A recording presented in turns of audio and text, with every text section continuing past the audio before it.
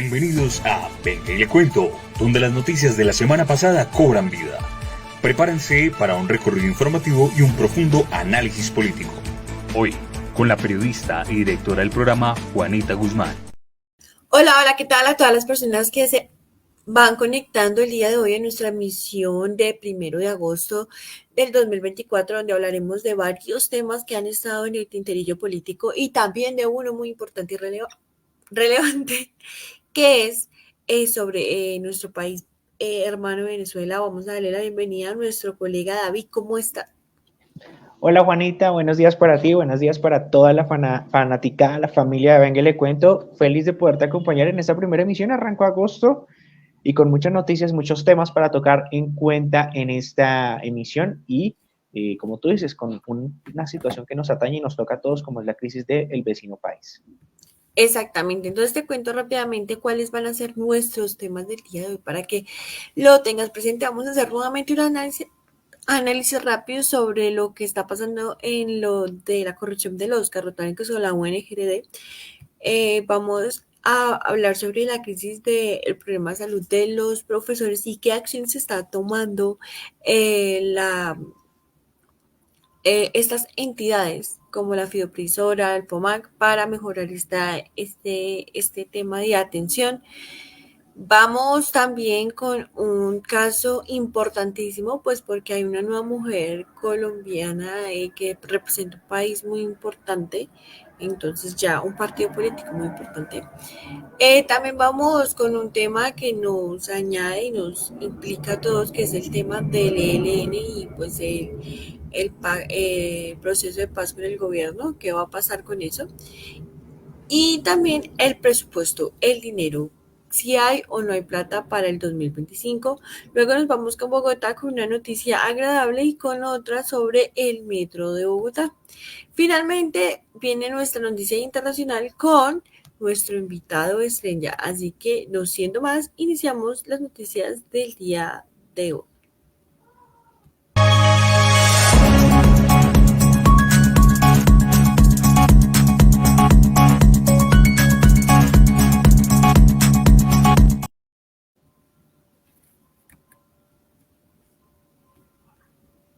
Bueno, Juanita, ahora sí estamos entonces acá. Hay que hablar de la Unidad Nacional para la Gestión del Riesgo. No nos sorprende, suma una risa más a la vista. La Procuraduría General de la Nación abrió indagación previa contra el ministro de Hacienda, Ricardo Bonilla González. El exministro del Interior, Luis Fernando Velasco, y el exdirector del Departamento Administrativo de la Presidencia de la República, DAPRE, Carlos Ramón González, por su presunta participación en los hechos de corrupción que se habría presentado en la Unidad Nacional para la Gestión del Riesgo en esta organización que estaba tan salpicada. Vinculados también congresistas, ¿no? Sigue también el escándalo y sumamos nuevamente más elementos. Ya teníamos primeros actores, segundos actores, ahora tenemos a Guadalberto Mansur, Julio Elías Chagui Flores, Karen Astein Manrique Olarte, Liliana Esther Vítar Castilla, Juan Peinado Ramírez, Juan Diego Muñoz Cabrera, Juan Gallo Maya y Germán Rogelio Mozo Anís. Por ahora, estos son los primeros congresistas vinculados en este nuevo escándalo de la que abre justamente la Procuraduría General de la Nación alrededor de los ministros y los congresistas sumados en este escándalo que cada vez suma más actores en su reparto.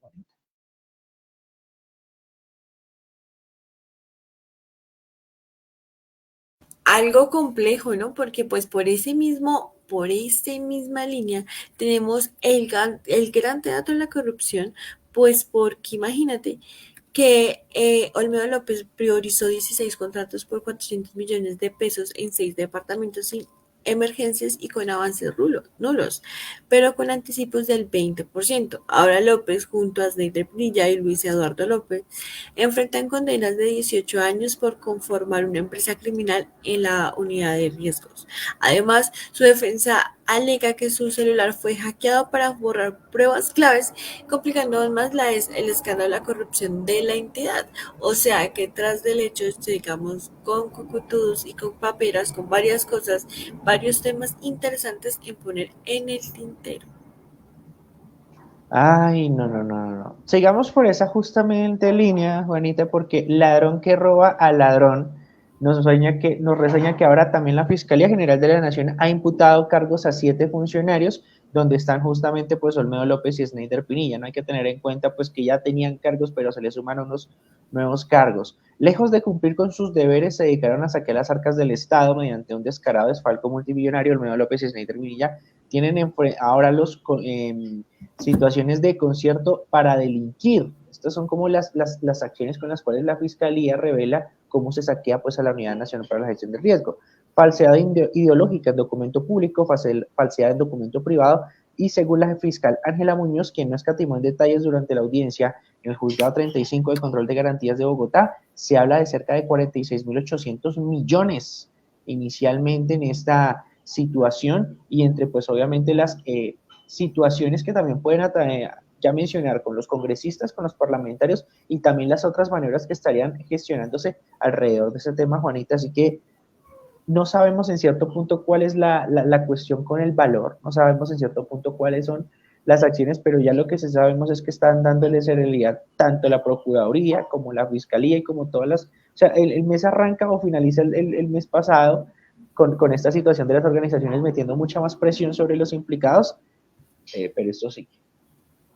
Es que esto es un tema de, pues complejo, ¿sabes? Porque es que Sí. se hizo una, ¿cómo decirlo? Una maraña, todo un sistema de corrupción en la unidad de riesgos, una cosa increíble donde cada uno tenía una función desde exfuncionarios, funcionarios como Olmedo López, Sneider Pinilla, que eran pues el subdirector y director, y aparte pues entra también aquí a jugar Bonilla, eh, pues como que él era el coordinador de los contratos, ¿sí?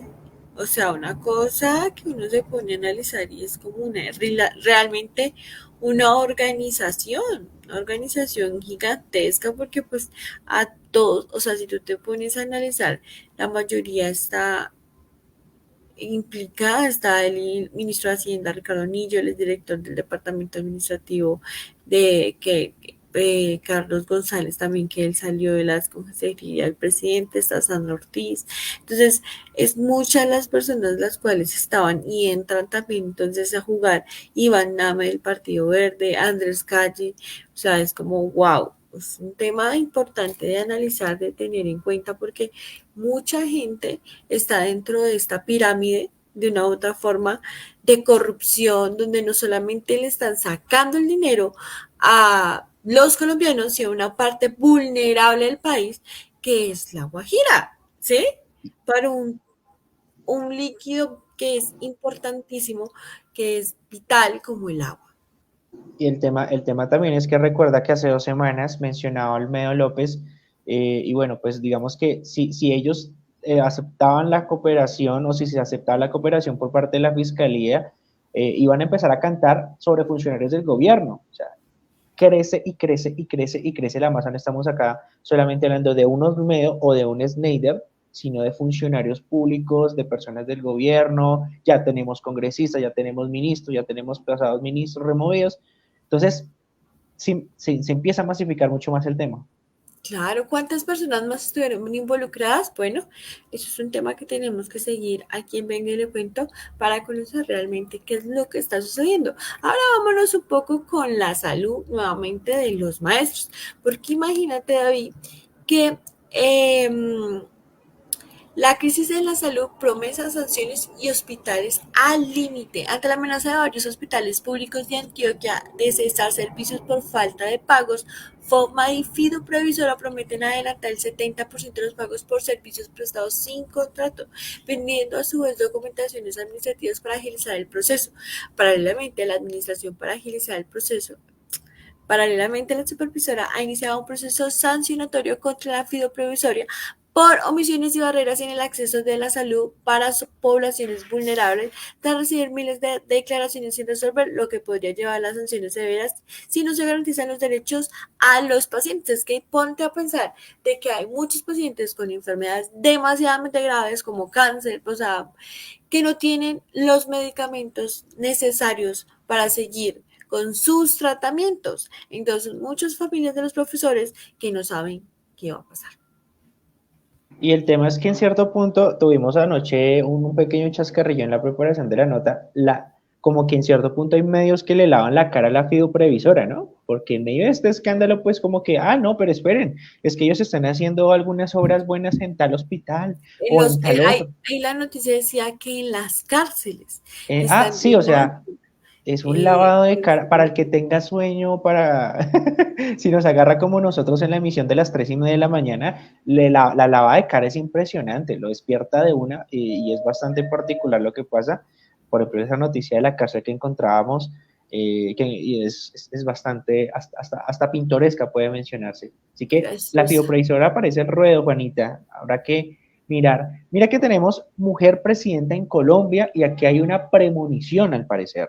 La nueva presidenta del Partido Conservador, que obviamente pues también vamos a referenciar con nombre y apellido, Nadia Ablel Shaf, o Nadia Ablel Scaf, acaba de asumir la presidencia de uno de los partidos políticos más tradicionales de nuestro país.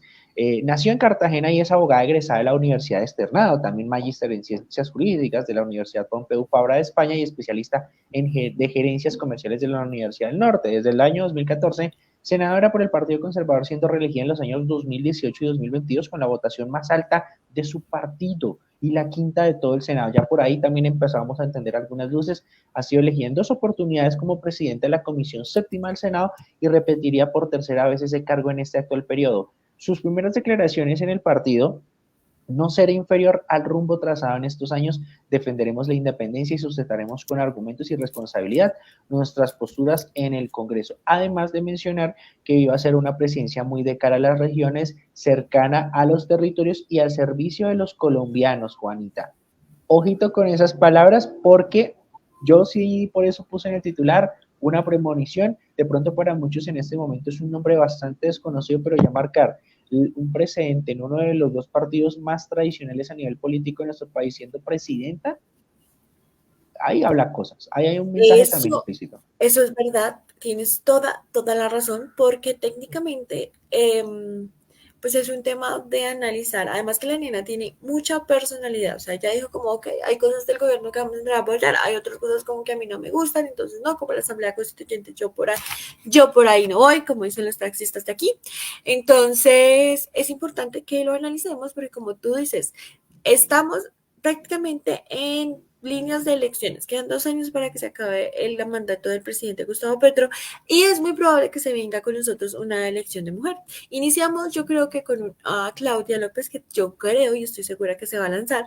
Entonces no Sí. hay nada malo que haya una persona mujer representando la derecha colombiana. Entonces, pues es interesante, tengan ese nombre en el tintero porque pues es puede estar siendo un alfil importante para el gobierno.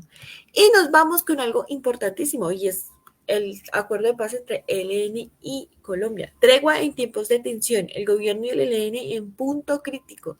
La negociación de paz entre el gobierno colombiano y el ELN enfrentan alta tensión tras un recién secuestro masivo en Arauca. Mientras el gobierno cuestiona las intenciones del ELN y exigió un compromisos claros, el grupo guerrillero mantiene condiciones estrictas para continuar las conversaciones. A medida que la tregua de 3 meses llega a su fin el 3 de agosto, sin acercamientos entre los pares y con continuas violaciones del cese a fuego, la incertidumbre y la violación aumentan en las regiones afectadas. Las próximas horas serán decisivas para determinar el proceso de paz, si se reanuda o colapsa. Pero ten en cuenta algo muy importante, David, y es que las condiciones para seguir con él.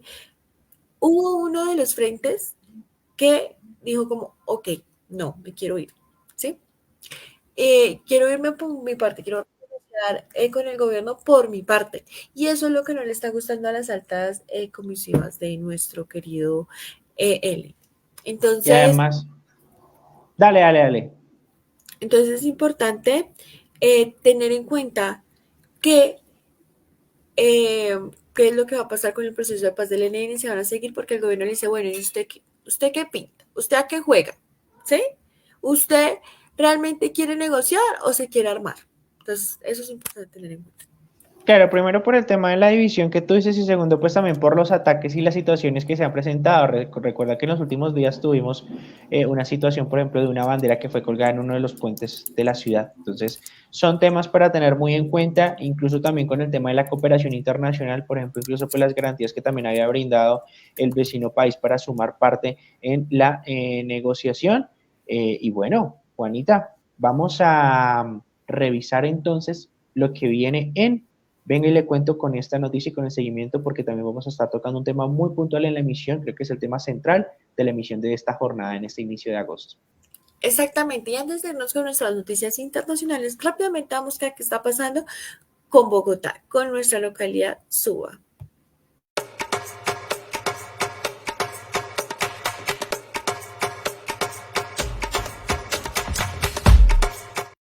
Y bueno, vamos con una noticia importantísima que es la megaferia de empleo en la localidad de Suba para que ustedes lo tengan pendiente y lo tengan presente. Pues imagínate, David, que este 9 de agosto en Suba será el epicentro de la Megaferia de Empleo, un evento que abrirá sus puertas a nuevas oportunidades laborales de 9 a.m. a 2 p.m. en el Centro Comercial Fiesta Suba. Se transformará en un espacio de encuentro entre buscadores de empleo y destaca empresas locales, aprovechando esta ocasión para entregar su currículo directamente a los reclutadores. Participe en entrevistas y conoce las vacantes disponibles. No te pierdas esta oportunidad para impulsar tu carrera profesional, porque en Suba siempre hay grandes ofertas, tanto laborales como culturales. Trabajo sí hay, ya saben. Exactamente. Bueno, ahí estaremos entonces muy atentos y obviamente invitamos a toda la comunidad y a toda la localidad que se pueda acercar a este evento que se va a estar desarrollando justamente en el centro comercial Fiesta Suba. Juanita, tenemos un cambio bastante importante porque vamos a hablar del tema de la semana, el tema de nuestra emisión y seguramente el tema que nos está dañando la agenda durante todos estos días, no solamente en el vecino país, sino también en Colombia. ¿Y eso, David, cuál es? Cuéntame. Así es, Juanita, pues vamos a estar hablando de las elecciones en Venezuela, el resultado y obviamente pues la situación que se presentó en la contendencia entre Nicolás Maduro, Edmundo González, María Corina Machado, con la situación del fraude electoral que ha tocado las puertas de toda la comunidad internacional, que ha desatado pues también una ola de manifestaciones en el vecino país y que obviamente en cierto punto pues también no nos hace lejanos y no nos debe hacer inherentes a esta situación. Así que vamos a estar con un gran invitado que ya vamos a presentar justamente. Y Juanita, pues tenemos muchas preguntas para hacer seguramente, que nos va a estar desarrollando, que nos va a estar acompañando, nos va a estar respondiendo respecto a lo que está pasando en este momento en el vecino país a un par de días del resultado electoral que fue para la dictadura, para el régimen, en este caso de Nicolás Maduro, en favor, Así presuntamente. es, David. Entonces, vámonos con nuestras noticias internacionales.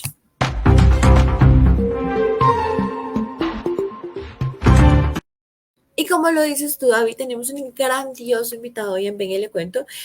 Tenemos el gusto de presentar a Piero Trepicheri, politólogo, consultor en opinión pública y subdirector del Centro Gumilla en Caracas, que nos va a esclarecer un poco el panorama de Venezuela con todas sus elecciones. Piero, ¿cómo estás? ¿Cómo va todo? Hola, buenos días. Gran saludo, Juanita, David. Placer estar con ustedes. Me encanta mucho tenerte en el programa y bueno, queremos empezar como, ¿tú qué piensas sobre la calidad de la transmisión por parte del Consejo Nacional Electoral? ¿Crees que esto puede iniciar con un tema de fraude o que no fue algo intencional? No, realmente, digamos, el sistema electoral venezolano permite que es obviamente buena parte automatizado, pero permite que en cada mesa de votación, se realice un escrutinio de las papeletas que produce la máquina al momento de votar. Es una especie de cotejo en físico con lo que posteriormente va a transmitir la máquina de votación, el software automatizado del sistema.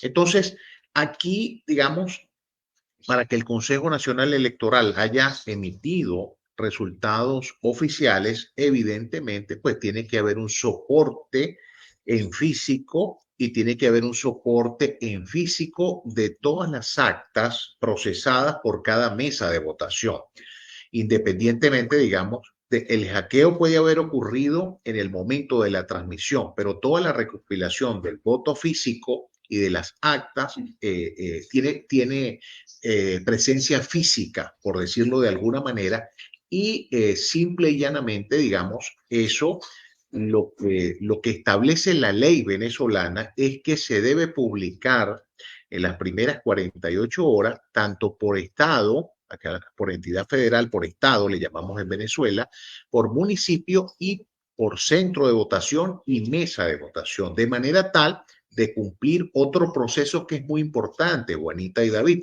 que es la auditoría ciudadana. Es una verificación que se hace posterior al proceso en sí, de alrededor un poco más del 50% de los datos de las mesas y centros de votación de todo el país, y verificar que efectivamente la copia que reposa en mano de todos los testigos de las fuerzas políticas que participaron en el proceso coincide con lo que efectivamente procesó la sala de totalización del Consejo Nacional Electoral en Caracas. Entonces, claro, es un sistema blindado, es un sistema blindado, y cualquier intento de hackeo, en todo caso, se coteja, es decir, existen los mecanismos para cotejar con los votos, con la emisión de los votos, porque cada voto también es una papeleta que emite la máquina, de manera tal, mucho antes de la transmisión y la posibilidad de algún hackeo, porque es un software que se mantiene independiente, se mantiene desconectado del sistema central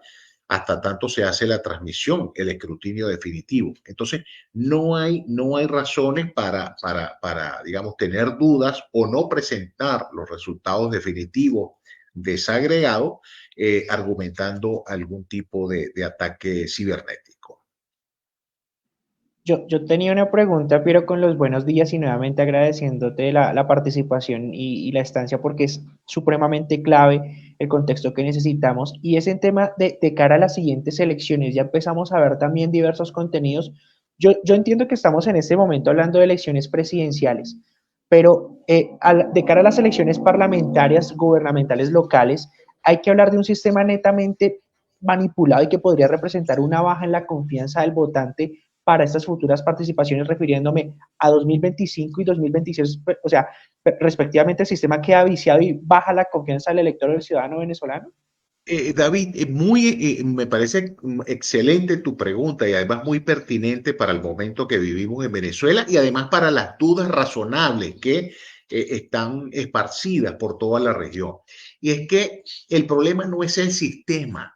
El sistema automatizado que se usa en Venezuela es un sistema, digamos, que tiene múltiples procesos de verificación, múltiples mecanismos de salvaguardar la data. El problema es quienes toman las decisiones institucionales. Allí está realmente el problema, porque el país no entiende que a estas alturas no se haya presentado la desagregación de los resultados, porque si tú, imagínate tú no solo emitiste un primer boletín oficial con el 80% de las actas procesadas, así textualmente se expresó, lo hizo el propio Elvis Amoroso, presidente del Consejo Nacional Electoral, que por cierto el segundo boletín y definitivo no ha aparecido, y aún así, faltando por procesar más de 2 millones de votos, según la versión oficial, y con una diferencia de 700,000 votos, ¿cómo tú vas a proclamar al presidente y candidato a la reelección, Nicolás Maduro Moro, el propio lunes, si no le has mostrado al país el resultado del 100% de las actas? Entonces, el tema no es el sistema,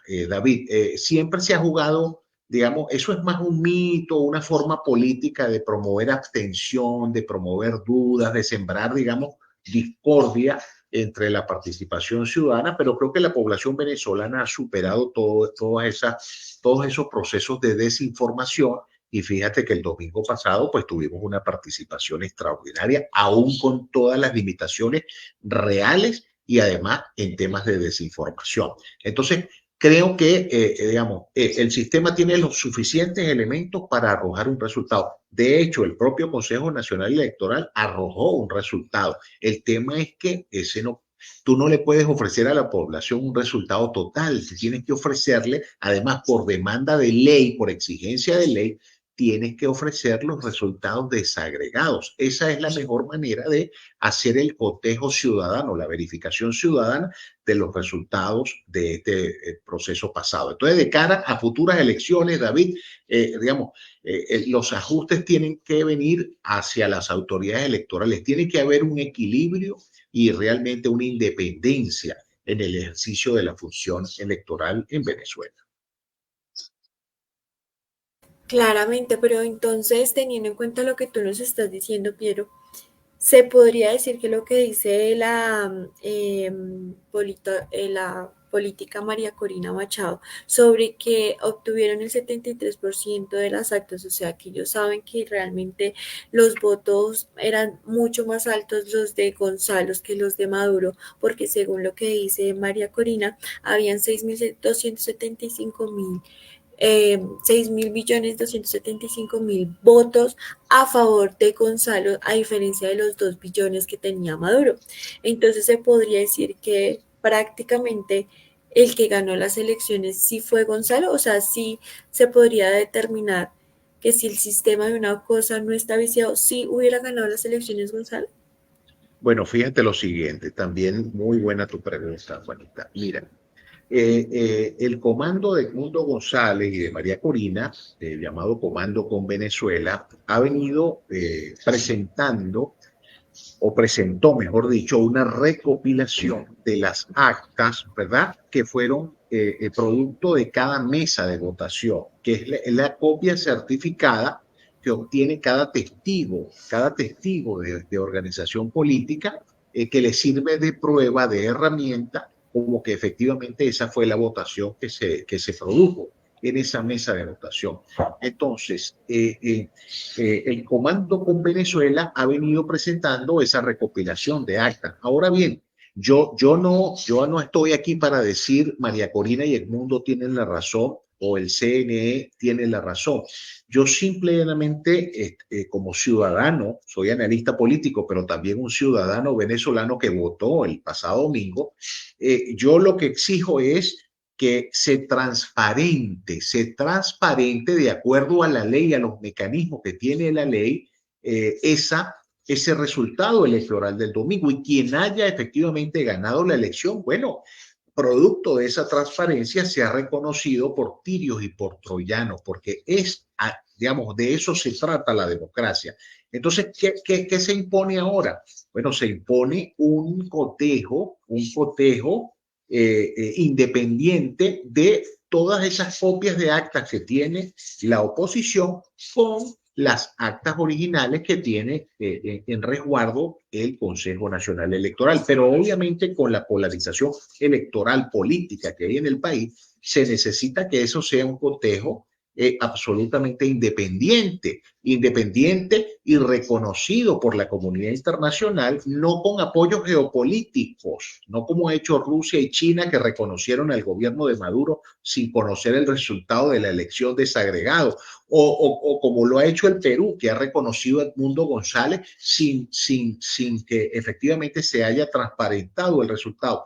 Creo que la posición de Colombia y de Brasil, por ejemplo, en este momento, y de los propios Estados Unidos, es más ponderada, es más prudente. Es decir, una exigencia de la presentación de los resultados, que se haga la auditoría ciudadana y obviamente se apoye en fuentes independientes para efectivamente determinar cuál fue el resultado de la votación del domingo, que por lo demás, Juanita y David, han mostrado una vez más el talante democrático de la población venezolana, la cultura democrática de los venezolanos, que salieron masivamente a expresar su opinión y no se merecen que a estas alturas efectivamente no haya ningún tipo de confianza sobre los resultados, porque no se han publicado en el portal institucional del Consejo Nacional Electoral. Claro que sí, pero es que es algo muy, muy preocupante, pero por esa misma línea también quiero saber, según tu análisis político, qué va a pasar con María Carolina Machado y también con Edmundo González, porque pues también salieron declaraciones de el presidente de la Asamblea Nacional, eh, Jorge Rodríguez, que dice como no, es que ellos, dado por los insurgentes, hay que enviarlos a la cárcel, o es que ellos están hackeando el sistema, bueno, un montón de declaraciones que también pueden poner a la oposición de Venezuela en un punto como de punto de fuego donde les puede pasar algo. Entonces ahí, ¿cómo se vería el panorama para la oposición en Venezuela con que haya ganado Maduro? Bueno, esos son elementos muy graves lo que está señalando porque, digamos, el comando de María Corina Machado, de Edmundo González Urrutia y el resto de los candidatos que se presentaron, bueno, lo hacen en un ambiente electoral, en un ambiente en función de fortalecer la democracia, usando la participación ciudadana en términos pacíficos, la participación política, la participación de los venezolanos en los asuntos públicos, en una elección presidencial. Entonces, tú no puedes ser criminalizado por jugar el juego de la democracia. A mí me parece eso muy irresponsable. Yo lo que creo es que lo que se impone en Venezuela es transparentar el resultado electoral y que sea certificado por ambas partes con el acompañamiento de la comunidad internacional, independientemente de cuál haya sido el resultado, pero ofrecido de manera totalmente transparente. Esa es la mejor manera de mantener la paz, mantener la estabilidad de Venezuela y que efectivamente no se siga promoviendo la inestabilidad política de Venezuela porque va a haber consecuencias dramáticas para el tema migratorio. Ya Venezuela es la tercera migración más grande del planeta después de Afganistán y Siria y es la primera más grande en el hemisferio occidental. Imagínense ustedes y un resultado que no sea claro y se convierta más bien en un mecanismo de persecución y de deriva autoritaria, lo que va a hacer es que se vayan 2, 3 millones de venezolanos más. Y eso no lo quiere ni la región, ni lo queremos acá en Venezuela tampoco.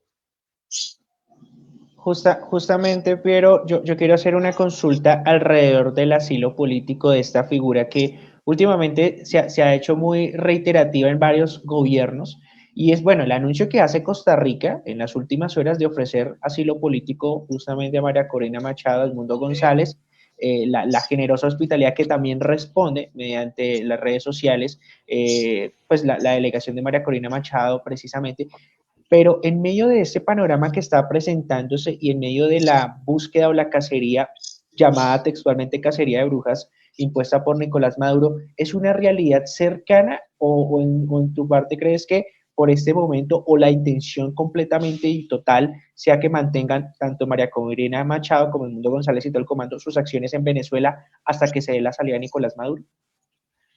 Es lo lógico que hagan política en Venezuela, que se pueda hacer política en Venezuela. Es decir, yo no justifico que un líder político que esté participando democráticamente, que se esté sometiendo a las herramientas de la democracia, tenga que salir exiliado de su país, digamos, recibiendo asilo político en otros y haciendo política desde el exterior. No me parece válido esto en tanto y cuanto nosotros justifiquemos nuestras acciones en el marco de un escenario democrático. Es decir, si yo soy demócrata y yo me someto a la Constitución y a las leyes de mi país, como es el deber ser, es el deber filosófico de aquellos líderes políticos que se someten al principio de la democracia o a los principios de la democracia, no pueden estar persiguiendo líderes políticos, perdón, ni por sus ideas ni porque estén en el juego democrático. Es decir, aquí no se trata de arrebatar, aquí se trata de demostrar si efectivamente Nicolás Maduro Moro, actual presidente de Venezuela y candidato a la reelección, ganó su derecho a un nuevo periodo y se demuestra fehacientemente en los resultados, tal y como lo establece la ley y los procesos comiciales de esta naturaleza, pues el resto de las organizaciones políticas tendrá que ajustarse a ello y tendrá que rediseñar sus estrategias de cara a las elecciones del futuro, como bien tú señalas, David. Pero si el resultado justamente fue lo contrario y ha sido Edmundo González el ganador, pues el presidente Nicolás Maduro tendrá que reconocer su derrota y prepararse para una transición política que debe comenzar, que debe culminar, perdón, con el cambio de mando presidencial el próximo 5 de enero de 2025, tal y como lo establece la Constitución venezolana. Es decir, hay cerca de 6 meses para preparar una transición que sea en paz, que sea negociada, que sea en calma y a la luz transparente de todos los venezolanos y de la comunidad internacional, David. Y es que pasando, digamos, un poquito bajo hipótesis de lo que pueda pasar en el futuro de Venezuela, si por X o Y razón se llega a demostrar que Edmundo fue el que ganó, pero Nicolás Maduro no quiere dejar de una u otra forma el poder. Muchos también políticos a nivel internacional pues han dado sus opiniones y uno de ellos pues es lo que dijo John Bolton, ex asesor de la seguridad de Estados Unidos, sobre que la única forma de sacar a Maduro del poder es usando el ejército. ¿Qué tan viable podría ser esta posibilidad si se llega a comprobar que realmente el que ganó las elecciones no fue Nicolás Maduro, sino fue Edmundo González? Bueno, allí entramos, Juanita, David, en la dimensión desconocida. Yo, como ciudadano venezolano y también como analista político, pues yo no apuesta justamente porque las cosas en Venezuela se resuelvan en paz y se resuelvan en un ambiente democrático, en un ambiente de plena convivencia democrática. Creo que escenarios de esa naturaleza nos llevan a muertes, nos llevan a conflictos bélicos, nos llevan a situaciones que realmente no son las deseadas. Y creo, volviendo un poco al principio, creo que el presidente de Colombia, Gustavo Petro, y todo su equipo de gobierno, especialmente el equipo diplomático, y el presidente de Brasil, Lula da Silva, también con su representante especial para el tema Venezuela, Celso Amorín, creo que tienen un rol importantísimo de negociación, de, de, de conversar con ambas partes y justamente facilitar un acuerdo político que permita una salida totalmente pacífica y totalmente democrática, que es el deseo de la mayoría de los venezolanos. Digamos, estos otros escenarios, lo que menciona Bolton y han mencionado otros personajes de la política internacional, repito, es entrar en una dimensión desconocida y no sabemos, no sabríamos qué consecuencias podría tener esto tanto para Venezuela como para la región entera.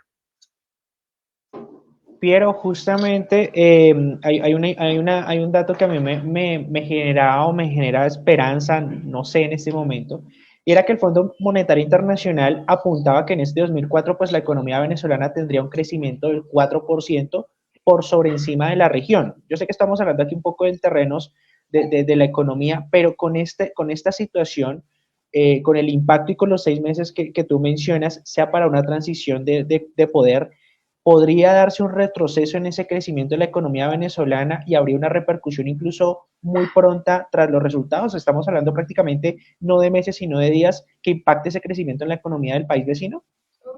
Sí, David, eso es un elemento que puede ser así, efectivamente. Claro, nosotros tenemos que tener mucho cuidado con estas cifras de crecimiento que ofrece tanto el Fondo Monetario Internacional como el Banco Mundial, porque recuerda que nuestra economía decreció cerca de un 80%, es decir, el tamaño de nuestra economía actualmente es alrededor del 30% de lo que era hace 10 años. Ese es el tamaño de la economía venezolana hoy en día con respecto a números de 2012, 2013. Obviamente, bienvenidos son esas cifras de crecimiento porque permiten ir recuperando ese tamaño perdido de la economía, pero no significa esto que son cifras en azul. en azul consolidado, por decirlo de alguna manera. Y eso por una parte. Por la otra, David, tienes tú mucha razón. Es decir, recuerda que adicionalmente, pues este recrecimiento o recuperación del terreno perdido de la economía venezolana tiene como punto de partida el alivio de sanciones y la posibilidad de ir incrementando la producción petrolera que ya está cercana al 1.000.000 de barriles. Una producción que llegó a estar por debajo de los 400.000 barriles hace pocos meses y que en un momento dado fue de 3.200.000 barriles, 3.200.000, 3.300.000 barriles por día.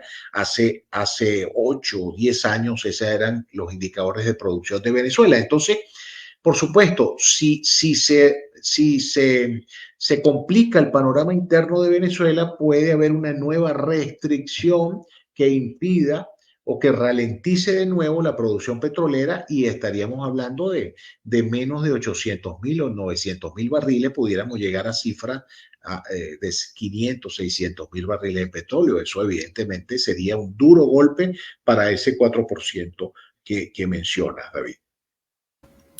Y es que por esa misma línea también, Pierro, quiero saber que, bueno, ya pasaron las elecciones para el pasado domingo 28 de julio. Ahorita hay un descontento a nivel social. ¿Qué va a pasar? ¿Cuál va a ser el panorama? ¿Cuál va a ser el paso a seguir en Venezuela en estos momentos de incertidumbre? Sí, yo siento que lo más importante ahora es no romper los puentes, no dinamitar los puentes. Siento que el rol que está cumpliendo Colombia, Brasil, probablemente cumpla México y otros países de la región, puede ayudar a que efectivamente se reconecte el diálogo y la negociación que permitan efectivamente garantizar unos resultados absolutamente transparentes y que todas las partes les reconozcan. No está fácil, no está fácil, sería mentirles a su audiencia. Creo que estas horas son horas muy complicadas, pero digamos, uno no puede perder la fe ni la esperanza que efectivamente los actores políticos puedan producir una solución clave para el futuro de este país. Es decir, Venezuela no se merece esta incertidumbre y mucho menos la región. Creo que más bien la idea es apuntar hacia caminos de recuperación económica, de desarrollo humano, de desarrollo productivo, de productividad. Eso es lo que está demandando Venezuela y lo que está demandando América Latina. No conflictos políticos que no ayuden para nada a la consecución de estos fines. Entonces, a eso apostamos. Repito, aún en un escenario donde las cosas están muy, pero muy complicadas y hay un atrincheramiento de las partes, falta ver, digamos, aquí la mano amiga de la diplomacia internacional para ayudar a encontrar caminos de solución. Piero, yo quiero abordar como última pregunta ya en mi caso, puntualmente sobre el factor migratorio. Y de pronto también pidiendo y muy amablemente y solicitando un mensaje, porque hemos tenido muchos casos incluso de xenofobia, de malestar, y esto la verdad que no es para nada bueno, pero además del mensaje que quisiera pedirte en este caso es, ¿podría duplicarse incluso la cantidad o el éxodo de ciudadanos venezolanos en los próximos meses de mantenerse la situación actual y en efecto inverso de darse como ganadora María Corina y Edmundo, que se genere también una ola masiva en los próximos meses de regreso de ciudadanos venezolanos de todo el mundo a su país, más el mensaje? Bueno, David, lo primero que debo decir es mi agradecimiento, nuestro agradecimiento eterno a países como Colombia. Ustedes se han comportado en términos generales como un país hermano, como lo que somos, como lo que la historia nos dicta. con algunos casos puntuales de mal comportamiento, tanto de ciudadanos venezolanos como de ciudadanos colombianos. Bueno, no es fácil, no es fácil recibir en tan corto tiempo la cantidad de venezolanos que se ha ido a Colombia, más de 2 millones. Ningún país está preparado, obviamente, para recibir tal cantidad de gente en tan corto tiempo. Sin embargo, ustedes han demostrado una extraordinaria hospitalidad con el pueblo venezolano y eso de verdad que se agradece infinitamente. Y con respecto a lo otro, pues sí, es muy preocupante. Fíjate que todos los estudios de opinión pública en Venezuela antes del proceso electoral del domingo daban cuenta que alrededor del 25, oigan bien, alrededor del 25% de la población si estaría dispuesta a irse del país si la situación política no se resolvía. Ya de por sí ha salido poco más del 25% de la población venezolana. Imagínense ustedes 25% más. Eso es una cifra demasiado grande y demasiado complicada. Es decir, y obviamente Colombia, Brasil y Ecuador, que son nuestras fronteras naturales, serían los primeros países impactados por un proceso de migración masiva, de nuevo, de parte de Venezuela. Entonces, yo sé que la cooperación tanto colombiana como ecuatoriana, como peruana, como brasileña, en términos institucionales ha sido extraordinaria para con la migración venezolana, pero repito, ningún país está para recibir tal cantidad de personas en tan corto tiempo. Además, los países tienen sus propios problemas. Entonces, por eso creo que el mayor énfasis que se debe colocar a esta situación es ayudar a resolver el problema político en Venezuela y que efectivamente Venezuela pueda reencontrar su camino de estabilidad institucional y de desarrollo económico, no solo para favorecer a los venezolanos, David, Juanita, sino también para ayudar a Colombia y a Brasil, porque nosotros somos países cuyas economías se interrelacionan, es decir, Colombia necesita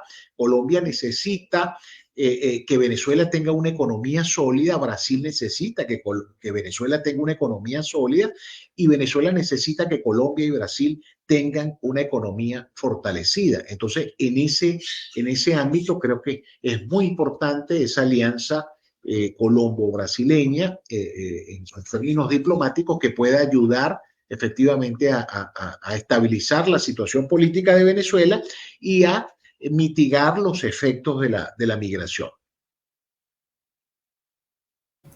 Perfecto, Piero. ¿Y cuál sería, digamos, para muchas personas que tienen